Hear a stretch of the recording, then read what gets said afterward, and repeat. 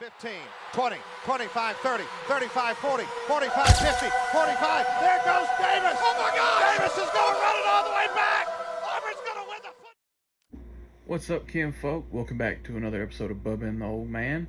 Sorry if you can hear my refrigerator humming in the background, but the old man is not with me for this video. It's been kind of hectic to get us together on a video this week due to work scheduling issues. He's at work right now, actually. I'm recording this at about 11 o'clock at night. But I just wanted to talk about the Ole Miss game.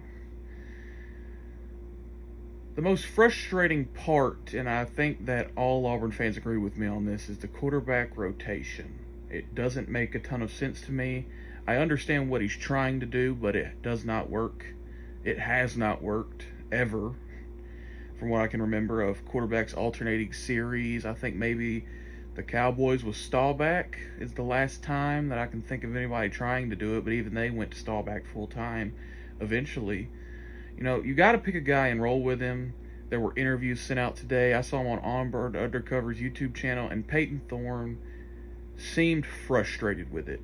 He didn't say anything because he's a professional guy and he's a veteran, and but I feel like you have to pick one guy and roll with it.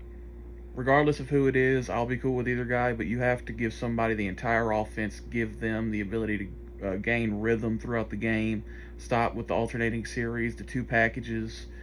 It just feels like it's just completely ruining any momentum we can build. And if one guy just can't get the full offense, which it seems like maybe Robbie can't, I'm not saying he can't, I'm saying maybe he can't, and that's why they're doing these package things, then you should roll with the other guy. There is nothing that either guy can do that the other one can't, in my opinion. Is Peyton a better thrower than Robbie? Yes. Can he read a defense better than Robbie? Seriously, yes. Can Robbie run better than Peyton? Obviously. Robbie is an elite athlete. He's phenomenal. He's got 4.6, maybe even 4.5 speed. He is a phenomenal runner, but Peyton is also very serviceable as a runner. Robbie can throw a little bit. Peyton can throw better. It's pick one guy and roll with it, because I believe that you can run everything you want with Peyton, and I think you can run the majority of the stuff you want with Robbie. And Robbie adds a better element in the running game. So that's the argument for rolling with Robbie. Go to a 2013 heavy read style offense. You have the offensive line to do it. I believe that. The offensive line has been performing pretty well this year, and in the run game they've been performing very well, right? So I feel like if you're going to roll with one guy, roll with him. I don't care who it is at this point. Another thing that I'm really upset about is the receivers. Okay, I don't know what the problem is with Camden Brown. Why can't he not get any jump ball opportunities? I don't understand it. If he doesn't know the full route tree, that's fine. You send him in there to run what he can. We saw him hit a couple slants against LSU. He seemed comfortable running those. But I want to see him get opportunities in 50-50 situations. He's not a good route runner. That's not his skill set. That's not been his skill set since he got here. But what his skill set is his strong hands and his ability to high point the football, and we just haven't seen him get an opportunity to do that. So that's something that's also frustrating. I don't understand why this wasn't necessarily the thing in the Ole Miss game, but we can't consistently get down pass protection. They're bringing blitzes. I don't know why our blitz pickup has been bad pre-Ole Miss. We still had issues against Ole Miss, but it was a lot better. It seemed like the running backs were doing a lot better job in picking up blitzers in pass protection, so that was a good sign that I saw, but I don't understand why it took us this long. All right, we have a veteran head coach, offense coordinator that I've seen pretty much every blitz you can possibly see. And if we go in there against Mississippi State, although they're not the best defense, they bring a lot of blitzes. Okay, Zach Arnett is known for his heavy blitzes. He worked for a guy at, I believe it was San Diego State, who's known for that. I can't remember his name. He's a very well-respected defensive mind and was for a long time. I believe he's retired now. I just don't understand the issue there. Okay. The defense performed very well against Ole Miss, and I was very, very impressed by that. We still have issues, but I think that is talent deficiencies and experience deficiencies in other spots. The spots where we're incredibly talented are areas where we don't have much experience outside of corners and safeties. And areas where we have a lot of experience, we don't have a lot of talent, like on the edge. Jalen McLeod is a solid SEC pass rusher, but he's the only one we got. Elijah McAllister is a guy who's played a ton of college football, but he is not a good athlete at this level, right? He's a G5 athlete playing SEC football. He's a phenomenal, by the way, he is a phenomenal leader, and he's been great for this team in that aspect. But, if he is your primary or secondary edge rusher, which I think he's been splitting snaps pretty heavy with Jalen this year, that's not a good situation to be in on the edge. And I think Joe Phillips is going to help a lot with that. And Jamonte Waller, if we can flip him from Florida, which I believe a prediction went out on him to flip to Auburn, that could help a lot. I've been extremely disappointed in the offensive game plans, mainly due to the packages, man. I'm going to go back to that because that is just something that makes no sense to me whatsoever. Why are you swapping quarterbacks? It's never worked before.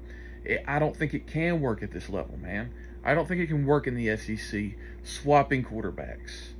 I feel like if you gave the offense to one guy last Saturday, I think you end up winning that football game.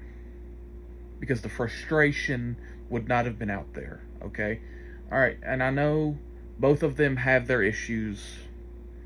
Robbie on the first possession of the game had 3 plays that he blew. First play of the game, I think Hugh Freeze said in his presser, it wasn't a read. It didn't look like a read to me. Especially since, we were going split zone and we hit the quote-unquote read man. You don't hit the read man if it is a read play. And even if it was a read play, it was the wrong read. We sent Caleb Burton in motion, and I believe Ole Miss was in zone coverage because the DB did not track Caleb Burton to the other side of the field. So he's just standing right there. So even if that end crashes, you're still one-on-one with a DB. I don't know how I didn't see it. And that's just me saying if it was a read, it was the wrong read because, number one, the guy you were reading did not take the tailback. And number two, even if he took the tailback, you're still going to end up one-on-one with a DB, and then you have a linebacker that rotated over to the outside, anticipating the pull, so now you're 2-on-1. And I know how great of an athlete he is, but I don't think he can win 2-on-1s against SEC defenders. And then the second play of the game, he boots right, and it was just the running back ran a flat route. You hit him on time. You give him an opportunity to split those defenders, make somebody miss, and hit the open field. But he holds onto the ball, trying to make a play. So he runs up to the line of scrimmage, and a linebacker had tracked him to the outside. And now he decides to get it to Darquetz, who's open. Yes, but you don't give him an opportunity to make a play there. You don't give him an opportunity there. And then we get in 3rd and 4, and this is a great play from Robbie. He hits his back foot. It's a little switch release spot route by Tyler Fromm. It was a really good executed play from Robbie. And then the first down, he makes the right read. Jarquez just can't get the edge there. It wasn't blocked very well. And then on 2nd down, he hits his back foot, and he has at least 2 options. And he turns both of them down. He had Coy Moore, and he had Luke Deal as a little check down. And he turned down both of them and ran out of time. I don't know if he just wasn't confident there, if he just wasn't seeing it. Both of them are concerning. But yeah, man, it was a rough first series for him. And Peyton didn't necessarily play great either. I think he played better than Robbie did in that game. That's not a discount to Robbie because neither of them got an opportunity to get in any sort of rhythm. The only one that was given an opportunity to get into a rhythm was Peyton at the end of the game when Ole Miss was playing 70 yards off our receivers. So I don't even know how much we can take from that. But pick a guy, go with him, and run your offense. That's something I'm also pissed off about. I understand defensively, you don't have the group of guys out there that you want. You don't have the guys out there that you think you're not deep enough there, right? I think our ones can compete with the majority of the SEC. It's the twos and threes where we have problems, right? I understand what he's saying. Marcus Harris, you don't want him out there playing 50 plays, 60 plays, or whatever. But, at this point, you're not helping them because you're consistently going 3 and out. So you're not really taking much time off the clock. So I feel like you pick your quarterback and you run your offense at tempo. And give, I guess, just defense is trial by fire, right? Darren Reed, you're going to have to play snaps. Quintrell Davison Travis, you're going to have to play snaps. Aniche Sledge, you're going to have to play snaps. Steven Johnson, you're going to have to figure it out and play some snaps, because at this point, the offense is hurting the team more than it's helping it. Because at the end of the game, yeah, we lost by 7, but it wasn't really that close. Let's be honest here. It was not that close at all. The reason we had success in 2013, and that team was much deeper than this one, it was much more talented than this one, I understand that. But that team played with tempo. The offense was simple, so they could run at tempo, and the defense, they just rotated guys. And there was some drop-off in some areas, but it didn't matter. And the reason that we were able to have success there is because we were able to play our game, play to our strengths. Offensively, we're not playing to our strengths right now. We are much better in tempo than we are in this slow-it-down offense, because we're running things that typically need tempo, but we're not using tempo, so it's easier for the defense to key on it and stop it. We're going 3 and out consistently. We're not taking enough time off the clock because we're not having long sustained drives whatsoever. We're having these drives where, okay, at most we're getting to 7 plays, right? What is it, a 40-second play clock? All right, we're probably taking off, 28 to 35 seconds? 7 plays, what is that? It's all right, 4 minutes. You take 4 minutes off the clock, you get no points. Most of them aren't even that long. Most of the time it's 3 plays and we're gone. Because you have to execute so perfectly in those situations because you're playing slow. If you'll notice, lesser talented teams don't play slow, otherwise they'll get their ass kicked. You have to use your advantages. You have to get going laterally, use eye candy, and we're not doing that at all.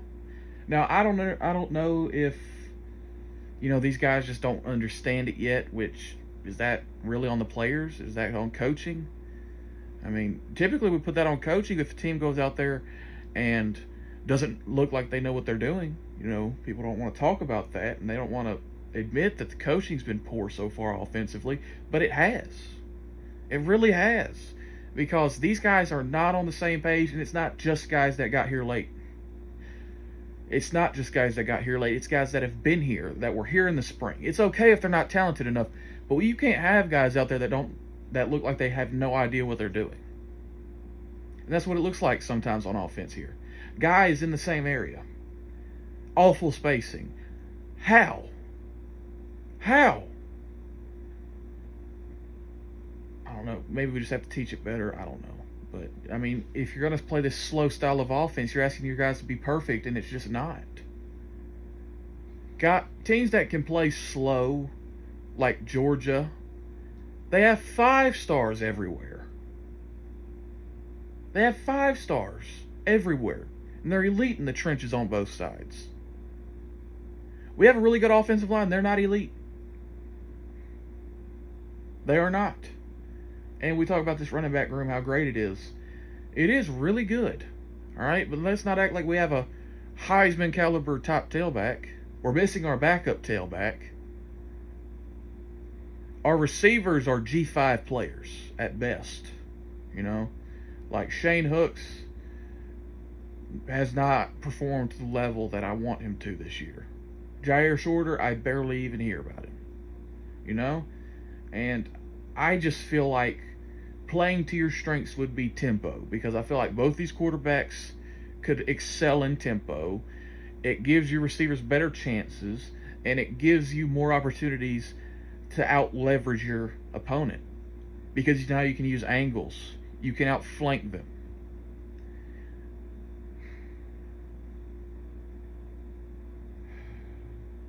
And knowing what we know now, that's not going to happen. We're going to go out against Mississippi State, and we're going to get a total of about 45 plays and win by 3.